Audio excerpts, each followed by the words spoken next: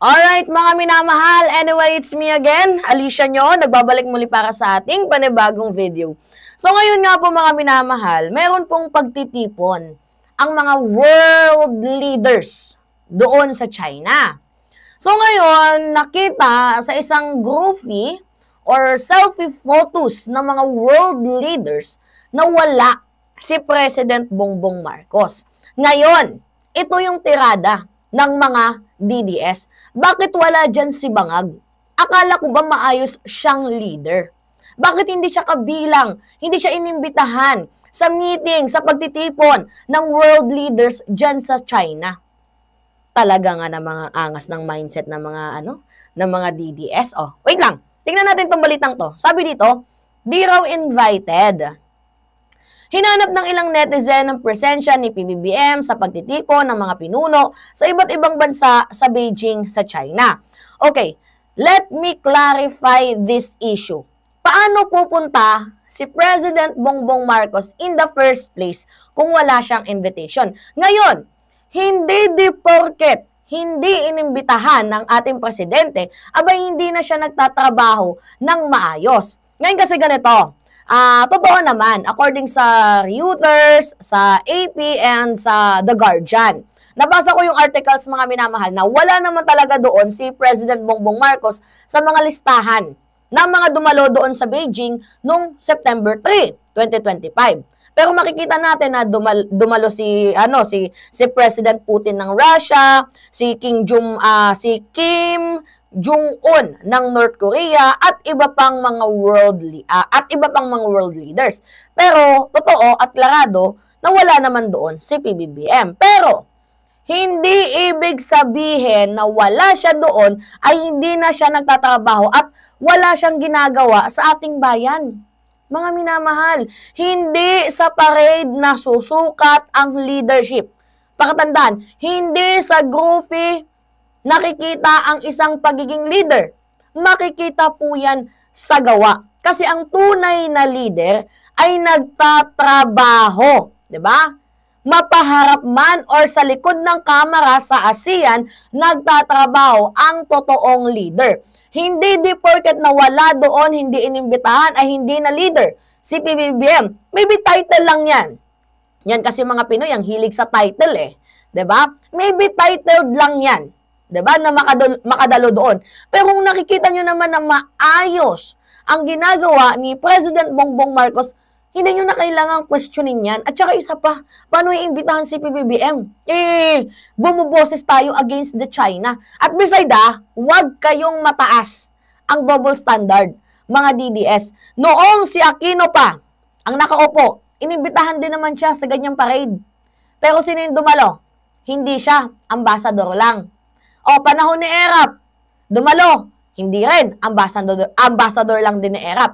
Noong panahon ni former President Duterte, eto, malala, wala rin naman siyang invitation sa ganyang parade ng mga world leaders sa China. Taong 20, anong taon yon, mga minamahal?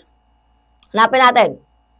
Taong 2016, hindi din naman inimbitahan itong si former President Duterte doon So kung gagamitin ninyo ang issue na yan para batuhin si President Bongbong Marcos, abay, talo din kayo. Kasi in the first place, si former President Duterte, hindi din naman inimbitahan before. Diba? Kaya, itong mga basher na to, magtigil-tigil kayo kahit papaano. Tigilan nyo na yung kahibangan ninyo na si President Bongbong Marcos gusto nyong ipabagsak, yung panghusga ninyo, tigilan nyo na yan, oo. Dahil pakatandaan, hindi sa parade na susukat ang pagiging matinong leader. Dahil, ano ba yung ng parade na yan? Para saan ba yung parade na yan? O, naglalakad lang kayo para ibalandra na, ay, isa akong presidente ng aming bansa. Yun na yun. Tapos na yun. Ganun ba? Pakemi lang yung gagawin doon. Instead na magtrabaho, hindi naman kasi gano'n si PBBM Siguro kung si Sara inimbitahan, pupunta yan. Pero si PBBM, kahit imbitahan yan, I think di rin naman pupunta yan Mas uunahin niyang magtrabaho dito sa bansang Pilipinas kaysa unahin yung mga bagay na puro lang pasikat, wala namang napapala. Okay sana kung bilateral meeting yan, kwentuhan kayo tungkol sa ekonomiya. Pasok. I'm pretty sure na si President Bongbong Marcos pupunta dyan. Pero yung pasikatan lang, palakihan lang ng ego, 'di ba? Pag ano lang, para lang sa pride. Naku, hindi nyo dyan mapupunta si President Bongbong Marcos. Kaya malinaw, mga kababayan, oo, wala sa event itong si President Bongbong Marcos sa China. Pero hindi ibig sabihin nun ay wala na siyang ginagawa sa ating bansa.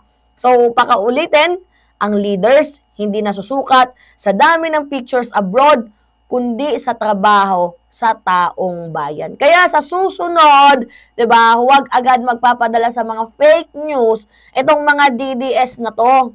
Oo, putakti-putakti kayo about sa sa mga bashers. Kung ako sa inyo, nagtatrabaho na lang kayo, no? May time pa kayo na para uratin si PBBM instead na maghanap kayo ng trabaho para maging employed kayo. 'Di ba? Hindi yung magiging pabigat kayo sa gobyerno tapos sisihin niyo yung presidente. 'Di ba, mga minamahal? Oh, may nag-comment dito. Oh, sabi dito, ito pa ha. Oh, para sa mga DDS na panaylait, noong 2015, may ganitong pari din sa China. Inimbitahan ng Pangulo ng Pilipinas, pero hindi si Pangulong Aquino ang dumalo. Ambassador lang din ang nagrepresenta. Oh, si Era pumunta pero bilang mayor ng Manila. Oh, sabi niya pa, at si Duterte, wala rin siyang personal na imbitasyon noon. Wala. Kaya kung gagamitin nyo ito para batuin si Marcos, edi pati si Duterte, talo rin sa standard ninyo. Tama nga naman, mga minamahal, di ba? Kaya tigil-tigilan niyo yung panghusga dahil wala namang napupuntahan yan. Eh ano naman kung hindi invited si President Bongbong Marcos? O at least nakikita natin na sumisigaw naman yung kanyang gawa. O tingnan ninyo. Flood control o issue. Corruption issue. Ghost project. Yeah? O yung mga nangungunang suliranin ng bansang Pilipinas, biruin nyo yun, yung mga kongresista, yung mga senador, todo tago ng kanilang mga pagnanakaw sa kaban ng bayan. Pero yung ating poong may kapal, ay pinaulan, di nakita kung saan napupunta yung pera ng mamamayang Pilipino, kundi sa kanilang mga bulsa. Kaya yan, kinall out na ni PBBM na matagal naman dapat talagang na-call out yan sa panahon pa ni former President Duterte under the name of Build. Di ba? Ano yung nangyari? Wala. Tahimik lang. Di ba? Alright. Mga minamahal, yun po. Kayo, ano yung masasabi ninyo? Anyway, it's me again, Alicia nyo. Yes, nagbabalik muli para sa ating panibagong video. Pahingi lang ako ng comments, likes, and share, mga minamahal. And also, don't forget to click the subscribe and always hit notification bell, mga minamahal, para lagi kayong na-update sa mga video na ina-upload natin. Yun lamang at ingat, mga kababayan.